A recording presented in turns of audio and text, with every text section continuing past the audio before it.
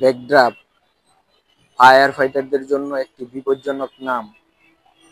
একবার যদি কোনো ফায়ার ফাইটার এই বিপদে পড়ে, তাহলে জীবন শেষ অথবা অঙ্গহানি।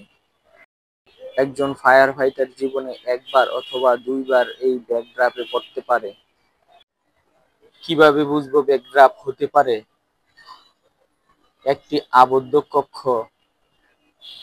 অত্যাধিক তাপমাত্রা, পাপিং স্মোক অথবা ছোট ছোট ছিদ্র দিয়ে ধোঁয়ার আসা যাওয়া করা,